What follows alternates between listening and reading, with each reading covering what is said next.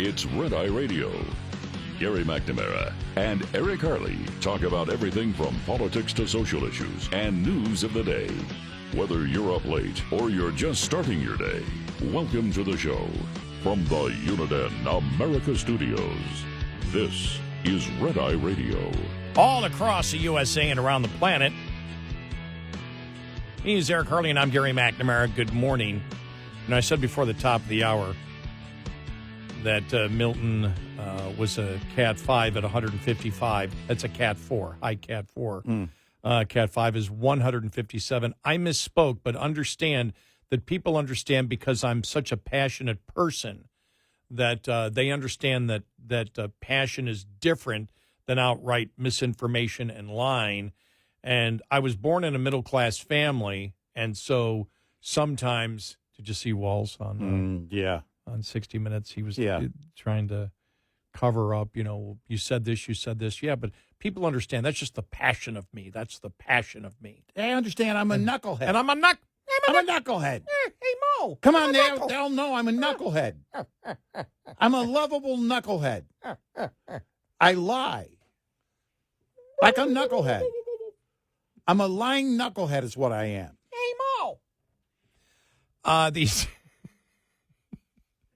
he could have been a stooge. Yeah, he could have a really been sad one. He could have been one. He could. Oh, the angry stooges. Mo. Well, was sometimes pretty upset. Oh yeah, but Mo. he looks pretty angry. But I could see Curly coming around, prancing out and dancing around with his hands up in the air, going, "Hey, Mo." Yeah. Oh my God. Then again, I was going to say, we might sound very childish here, but well, it's what we do. Isn't that what American politics at times has turned into with the insanity of the left? Pretty much. What do you mean? You're intolerant. You don't believe a boy can be a woman because a boy says so? No, I don't. No! I can't believe you think that way. Well, yeah, it's basic, chromosome science. Yeah. But they think they are. They absolutely may think they are. Mm-hmm. It doesn't make it true. People think a lot of untrue things. Yeah, I know. Yeah, a lot of people are stupid. I know. A lot of things out there are false because the Democrats are trying to stop all misinformation, except their own. Oh, well. So, yeah, Cat 5 is 157 miles an hour or higher. Cat 4, 130 to 156. Cat 3, 111 to 129. Cat 2, 96 to 110. Cat 1, 74 miles an hour to 95. So that's what we have right now. And so Milton, 155 miles an hour, now going east-northeast, so no southern movement at all now. Yeah. And you can see it sort of taking the bend around Mexico there and heading up where they said it was going to go. And so we'll see whether the target is still Tampa. I got a lot of friends in Tampa, a lot of friends in Tarpon Springs, and it looks like most of Tarpon Springs must be pretty desolate right now. Where my buddy Jerry lives, him and his wife already went up to Jacksonville, but you look at, I think they were in evacuation zone B. And when I messaged him yesterday, I said, "You gone?" And he wrote me back. He goes, "Been on the supposed to take like 3.5 hours to get from where we are to Jacksonville. It took 7." Oh, one of the problems they talked about is because the traffic is so backed up, no gas stations have gas. People run out of the gas and block the roads. It's one of the things we saw. You and I covered Rita, which was a hurricane after Katrina. And we saw people coming up from Houston on I-45. And what happened with the traffic jams is that people were running out of gas. And so they had to deliver gasoline to them. But then on the other side of that, at the retail level, so many people are wanting to, because who knows how long they're going to be driving, who knows how long they're going to be sitting, once you get into that situation, it's cyclical, right? You don't know when the next traffic jam's going to be. Mm-hmm. So you need to make sure you're gassed up so there's a run on the gasoline. And you're seeing the images come out of Florida. And look, it's on a positive note, it's a good indicator that it looks like a lot of people are getting out of the way of this storm. And also local officials, again, they're taking this storm, and I think they take all storms seriously, but they're taking measures to make sure that people in the path of Milton are going to be out. So they're really putting pressure on people to evacuate. You just simply cannot. It's heartbreaking to watch the stories coming out of Helene, and it seems like there are so many stories. One of the deadliest hurricanes on record, but the damage that is left behind. It's these families are going to have to. This is going to be a defining moment in their life. They're either going to have to move on from their home or go back and rebuild. Either way, this is going to be, look, closest I've ever come is a small house fire that did a ton of smoke damage, more than, in terms of the square footage. But we were displaced for several months as a result of that, of having to go in, clean everything and all of that. I can't imagine. No, neither can I. I can't imagine what people are going through, being totally displaced for, honestly, right now, it's a big question mark. Who knows how long? Well, and the people that are already displaced, that are going back and probably living in hotels as they're cleaning out their homes. I mean, you could see this down near St. Petersburg and Clearwater, all the way up, along the coast there. I don't know if it goes down as far as Sarasota, but in that area there where you see people, all trash along the sides, their houses basically on the sides of the road as they're having to evacuate again. Right. My God. I couldn't do it. I told you before, I said I couldn't. My buddy Jerry and Mary, I think this is the second or third time, and I think it's the second time in 2 years that they've had to take off. I'm like, I couldn't do that. I just could. To sit there and think, if it's fire, fine. But, Tampa really hasn't been hit for a long time, till a couple of years ago when that one hit Sarasota, I believe, is where the eye wall hit. Right. And so they came out fine with that one. Most people inland of Helene, most people inland were okay. Yeah. If you were like in evacuation zone 1, you got out, and there's where the damage is, right near the coast line. But inside even a mile or two, you were probably okay. Yeah. But spending a lot of time as I have down in the Tampa area, it's just devastating, to me. And plus, yesterday when I started, because I got another friend of mine who lives in Clearwater, and she's in a no evacuation zone. And not really, I'm going to guess 7 miles from the coast, maybe 6. I'm guessing that's what it would be. I didn't check it on the map. But I've actually driven it, so that's what I assume it is. And, they're in the no evacuation zone. Yeah. And I think it's mandatory A, B, and C zones in there. And you can go on the map, you just put evacuation zones. You go to Tampa, you can look, and it's all designated out what it's supposed to be. Right. For every hurricane, and they call your number out, and you go, and there's like A, B, C, D, E, and then mobile home. And I looked I go, you're not in any of them. She goes, no, we're in a no-flood zone. Like, well, you got a decision then to make. Yeah. Because if it's a Cat 5, get out. Yeah. Because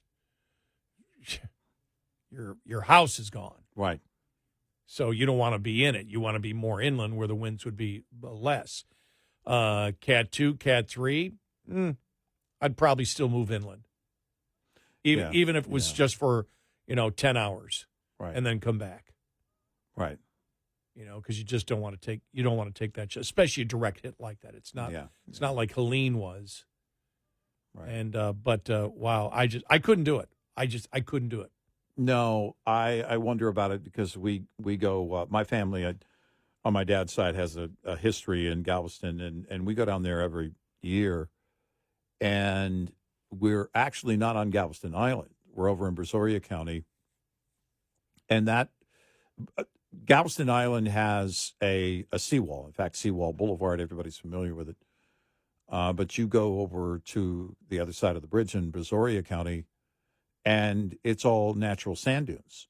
Well, when the water comes up, it carries everything onto the roads. It carries, when it's gone, when the water recedes, there's sand and debris everywhere.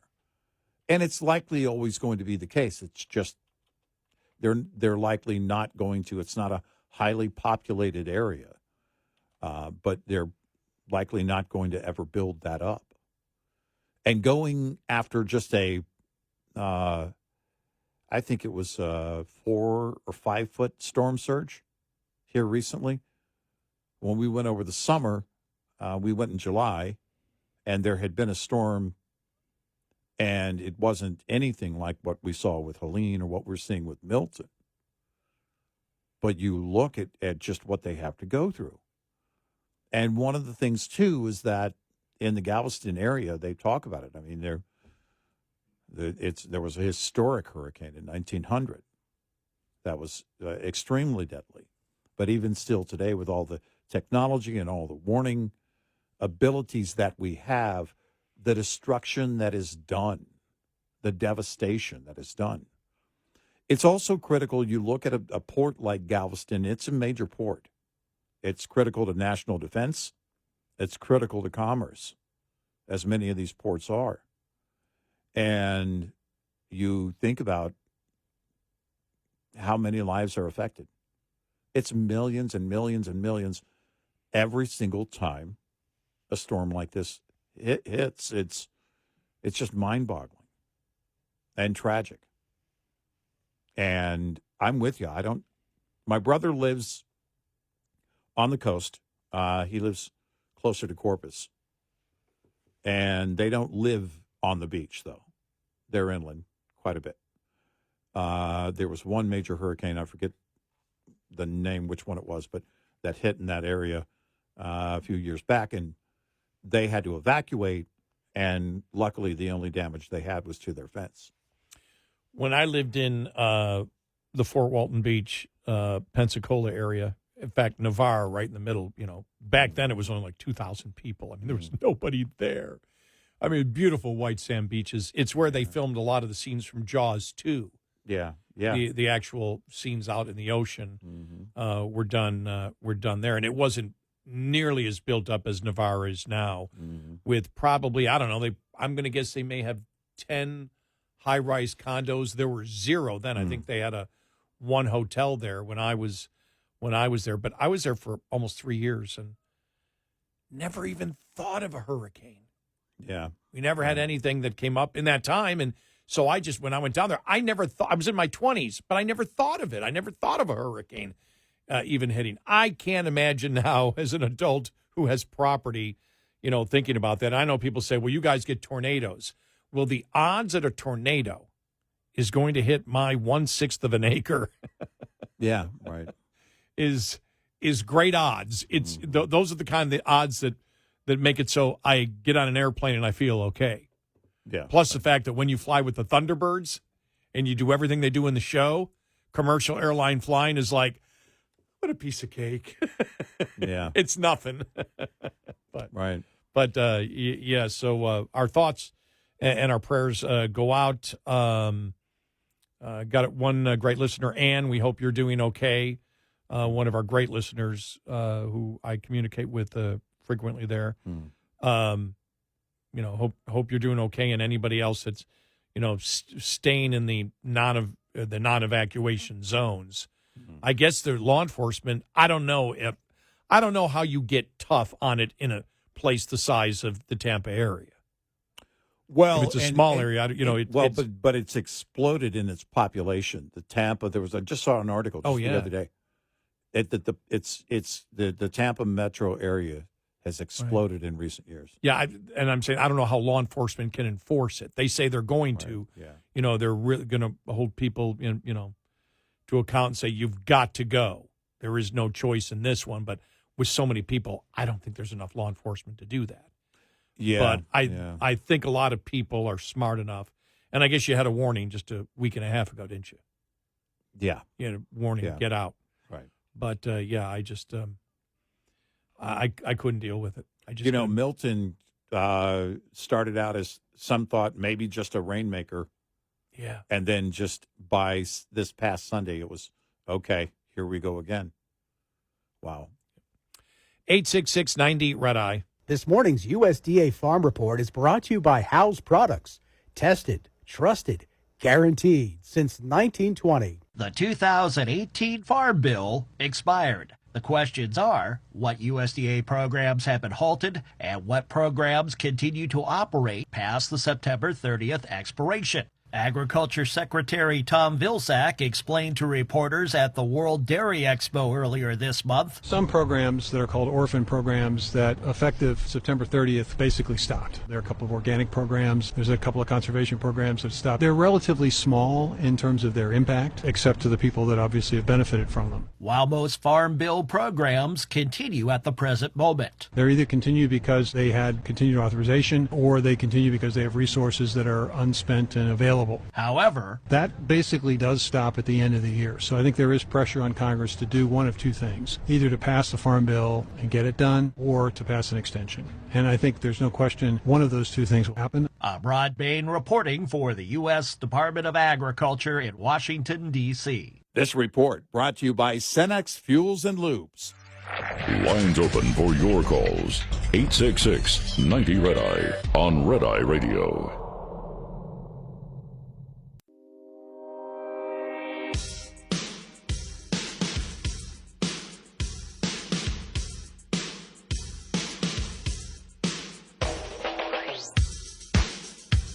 It's Red Eye Radio. He's Eric Harley, and I'm Gary McNamara. Just so everybody knows, it is expected to, Milton is expected to hit the coast of Florida somewhere around the Tampa area. It looks like sometime right now, late Wednesday night, Thursday morning. And again, right now, maximum sustained winds of 155 miles an hour. A very high Cat 4, expected to hit as a high Cat 3, roughly 125 miles an hour when it hits the coast of Florida. So that's what we have right now. And, yes, the barometric pressure has gone up a little bit from where it was before. I guess, fifth lowest ever pressure. Wow. Yeah, when you look at Cat 5 storms, was reading yesterday, they were making the point that they are fairly rare. This is expected to be maybe a Cat 3, Cat 4 in that territory when it makes landfall. But the fact that, again, we went on the forecast and watching this last week, the forecasters were saying, well, this could be a tropical rainmaker, and make its way to Florida. Yeah. To, oh my gosh, this thing's coming together. And then just the rapid intensification. When I got out of here, it was just within a couple of hours, it had gotten up to above 110, which is a major hurricane status, and then just went from there. Watching Hurricane Milton headed to Florida.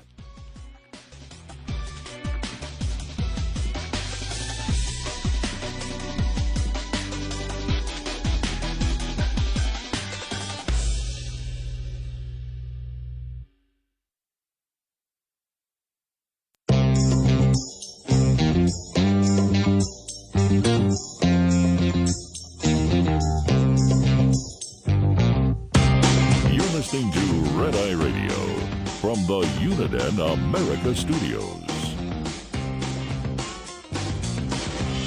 It's Red Eye Radio. He is Eric Harley, and I'm Gary McNamara. Download our Red Eye Radio app today. Why? 'Cause. All right. We said so. Just do it. Listen, we were both born into middle-class families. That's why you should download our app today. That's right. And I like the date of the week thing you do again. Listen, today is Tuesday. And when we think about tomorrow, we should include Wednesday. It is important that we include all of the days of the week because all of them matter. Equity. They say Monday. Just another manic Monday. Why have we been so cruel to Monday? But I'm going to say this. Monday was yesterday. We're going to, as forward thinkers, we're going to think about tomorrow. Today is Tuesday. Tomorrow is Wednesday. And Wednesday is also the child on Adam's Family. And children are our future. Got to get children in there. It's for the children.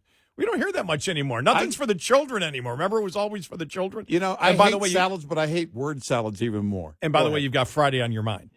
Yeah. Yes. Don't forget the Easy Beats, too. Yes. Easy Beats. Yes. And who was in the Easy Beats? That would have been George Young. Yeah. Angus and Malcolm's brother, Yeah. older brother. The guy who's responsible for the sound of AC/DC as her first producer. Yeah. Was also in the band Flash in the Pan that had a new wave album with basically an electronic voice as the lead singer. Yeah. That actually had a hit. Yeah. Hey St. Peter back in like 1980. Wow. What a talented family, you know. Yeah. But crazy. this relates to, you know, in a way, people that are obsessed with working. Couple of things here. Couple of stories I found really interesting. A new study out. Wall Street Journal had it. It was published last month by the National Bureau of Economic Research. The authors were the Federal Reserve Bank of St. Louis, Vanderbilt University, and Princeton. And this is about work. The new study says the more time you work, the more skills you gain, and the more you earn. Wait, what? And they started out here at the editorial board of the Wall Street Journal. I love this. A certain kind of politician loves to rail about income inequality. A certain kind of politician. We're not going to name names. Would that be a libertarian? No. Would it be a libertarian? A certain kind of politician loves to rail against income inequality and the corporate greed and injustice that supposedly caused it. It won't surprise anyone who's ever held a job in the private economy that the truth is more complex, and a new study adds to our understanding of how labor markets really work. The headline conclusion from the working paper published last month by the authors from the Federal Reserve Bank of St. Louis, Vanderbilt University, who had a big upset in football last weekend, and Princeton. The more you work over your lifetime, the more you work, the hours that you work, the more you earn. Now, so far, so obvious, as they say, but the surprises lurk in an explanation that's more complex than you think. Just working more hours means you make more money. What they found out, they find that a major determination of total lifetime hours worked is your choice. It's an individual choice. Some people just prefer to work more, while others might prioritize other activities. Going a step further, the paper finds that those who work more earn more, not just because they work more hours, but because they accumulate more skills during the extra time they work. Our production staff just walked out. My dad in 1969 told me, you better not think that you're going to be able to get a job and hold it for 20, 30 years. You're not going to get a job at 18 and work at it till your retirement. It's not going to be that way. Nope. So you better be good at 3 or 4 different things, preferably 4. And I'll never forget, it was technical, sales. Technical was more blue collar, like machining. Know how to do machining, and I did that. Right. You know, machining, engineering, sales, and then what you might want to do. And be good at all. Be good at all of them. Right. And I've had so many different jobs that it did help. It does help. It really, really does help when you work more. You and I remember the book that was written. You and I talked about it. What was it, like 2009, 2010? And it's where we are right now. We need to work a 32-hour work week. Yeah. And that's work to live, don't live to work. Right. Yeah. And it was like work smart, not hard? And my father heard that, and he goes, you have to work smart, hard, and long. Well, you want to be efficient, but you have to also put in the hours. Yes. And it really is the driver as to why we really are the most productive workforce on the planet. Oh, we'll get to that in just a moment. But going a step further, the paper finds that those who work more earn more because they accumulate more skills during the extra time they work. The overlapping effects of different preferences for work and different levels of skills acquisition account for a hefty share of the overall difference in lifetime earnings and operate independent of other factors such as level of education or skills and individual gains before entering the labor force. Oh, okay. It's exclusive to once you get in the workforce, you're willing to work long and hard. Yeah. In other words, income equality is in part a matter of choice rather than an intractable economic or social force. Sorry, socialist. And then they write, look, the study isn't a comprehensive overview of the entire labor market behavior, and the authors don't claim it is.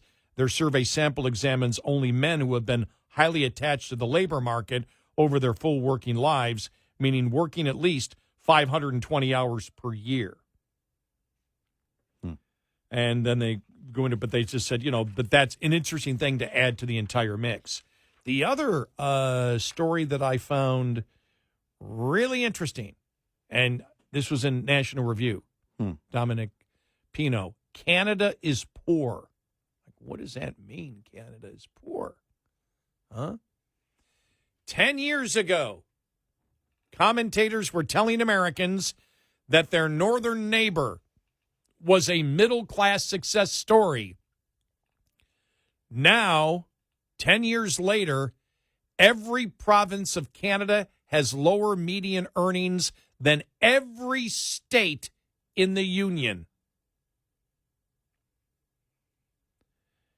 A new report from the Fraser Institute, a Canadian free market think tank, looks at income instead of output, and it finds even worse for Canada. Wow. In the ranking of the 50 U.S. states and 10 Canadian provinces by median earnings per person, all 10 provinces line up at the bottom. Occupying, if you take the United States 1 through 50, Canada would be 51 through 60. Every U.S. state has a higher median earnings per person than even Alberta, the richest Canadian province. Because that's the first thing when you and I read, I said, what about Alberta? Nope. The report tracks the changes in median earnings per person for each state and province in real constant Canadian dollars between 2010 and 2022. This 12-year period allows for the analysis of a full business cycle following the 2008 recession through to 2022, when the economic effects of global COVID pandemic began to subside. Every state and province, except Alberta, saw increases in median earnings between 2010 and 2022. But most U.S. states saw faster growth than their Canadian counterparts. British Columbia is the only Canadian province in the top half of the 60 total jurisdictions in earnings growth. Real earnings growth in Ontario, Canada, Canada's most populous province, was slower than in every single state in the United States. Wow. The report also zooms in on specific comparisons. It finds that relatively poor U.S. states have improved more than relatively poor Canadian provinces. In the rankings of all 60 jurisdictions by median earnings between 2010 and 2022, Utah improved from 47th to 28th, Michigan 44th to 27th, Arkansas 45th to 31st. Conversely, none of the lower-ranking Canadian provinces improved their relative positions by more than one position over the period from 2010 to 2022, the report found. Even similar U.S. states have seen earnings growth greater than Canadian provinces. They did what you and I would expect. Right. The Texas of Canada, Alberta, as we call it. Right. Alberta and Texas are each massive oil producers, and Alberta had higher median earnings than Texans in 2010. While Alberta was hammered by falling oil prices and was the only jurisdiction with a decline in real median earnings per person in the report, Texas increased by 7,121 Canadian dollars after trailing by $3,423 in 2010. The median Texan was $5,000 ahead of the median person in Alberta in 2022. And they go through all the other stuff there and make the comparison of it. Well, I'll tell you why, probably because of Texas. Texas is a massive oil and natural gas producer, but Texas business is massively diversified. Oh, yeah. Yeah. And Texas is also a huge port state. I mean, you look at all of the industry here, but you look at the potential of Canada. It's never going to be the U.S., but what is it that is going to basically slow down any productivity in a very big way? And it's regulation. Canada has way too much regulation as a nation. And they have plenty of customers, by the way. But as long as they're going to behave like the state of California, you think about the potential of California. California, if not for its regulatory climate, would be crushing it. Would be booming, yeah. It would be crushing it. Yep. And Canada's the same way. Yep. The challenges and problems are self-created. Yep. All choices. Yep. All choices.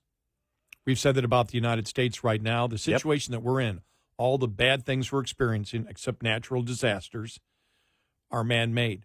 It's people voted that way. Same in Canada. Right. The problems we have in the United States and in Canada right now, man-made. The resources are there. You have everything. The technology is there. The intelligence is there. The intelligence may not be there. Well, you have everything. You have everything that you need in place to have a much better economy. 866-90 Red Eye.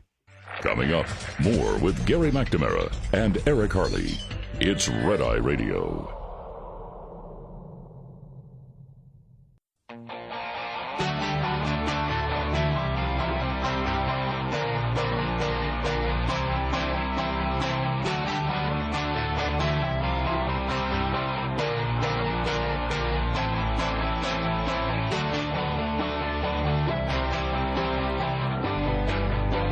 It's Friday Radio. He's Eric Harley, and I'm Gary McNamara. Listen to this here. Yeah. Eric, Israel media reported on Sunday that the Biden administration, remember we talked about this. I told you I saw a couple of reports, especially on social media, that the Biden administration has offered Israel a compensation package in exchange for refraining from attacks on a list of specific targets in Iran. Who put this together? Biden didn't, so who put it together inside the administration? That's a great question. The package would include a total guarantee of comprehensive diplomatic protection as well as a weapons package, and was offered directly in return for holding off on striking certain targets in Iran. This came from the Jerusalem Post. The American officials said if you don't hit targets A, B, and C, we'll provide you with diplomatic protection and an arms package. The Israeli government was somewhat cool to the proposal. Wow.